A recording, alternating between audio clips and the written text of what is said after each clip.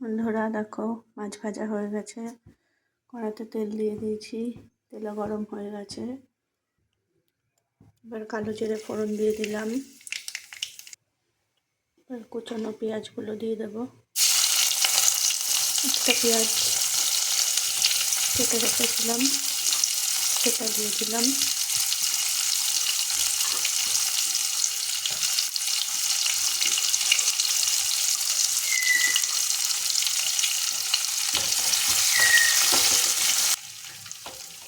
পেঁয়াজটা হালকা করে ভেজে নিয়েছি। এবারে কেটে রাখা আলুগুলো দিয়ে দেবো।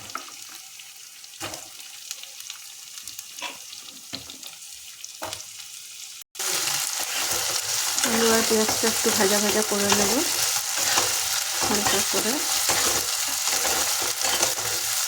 তারপর দিয়ে দেবো হচ্ছে যে শিমগুলো কেটে রেখেছিলাম সেগুলো।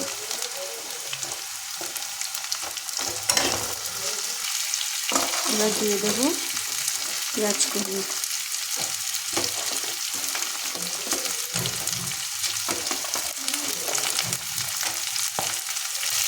দেবো কাঁচা লঙ্কা, টমেটো, দিয়ে দেবো নুন, দিয়ে দেবো হলুদ, এবার দিয়ে দেবো জিরের গুঁড়ো আর ধনের গুঁড়ো একসাথে। সব ভাজা হয়ে গেছে ভালো করে।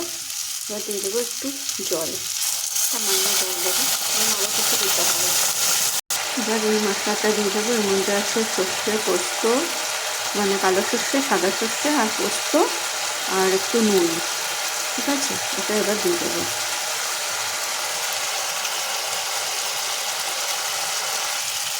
মশলা ভাজতে কিছুটা জলটা দিয়ে দিলাম, জল দেবো না। ঠিক আছে, একটুখানি হলেই আমাদের বেগুনটা মাছটা দিয়ে দেবো। দিয়ে দিচ্ছি বেগুন ভাজাটা, এটা আগে করে রেখেছিলাম ওটা।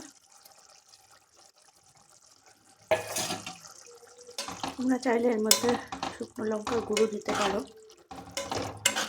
আর একটু মিষ্টিও দিতে পারো, কিন্তু আমি দেবো না, যেহেতু আমরা শুকনো লঙ্কার গুঁড়ো খাই না আর চিনিও খাই না, তার জন্য আমি আর কোনো মিষ্টি দিচ্ছি না।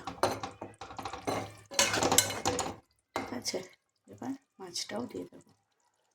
এবার দিয়ে দেবো ভেজে রাখা মাছগুলো।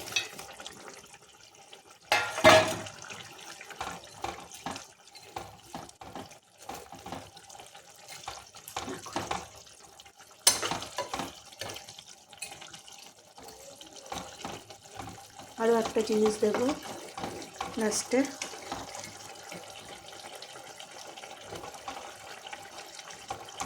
তো 2 মিনিট হোক। দেখো কেমন হয়েছে, দেখো তো, যে চলে এসেছে আমাদের শো স্টপার ধনে পাতা। ধনে পাতা দিয়ে আমি গ্যাসটাকে বন্ধ করি। কেমন লাগলো আজকের রেসিপিটা? আমুদি মাছের ঝাল, ঝাল বলো, সবজি দিয়ে, অনেকে শুধুই ঝাল করে, আমি আবার সবজি টবজি দিয়ে করেছি। কেমন লাগলো জানিও। Tata, by.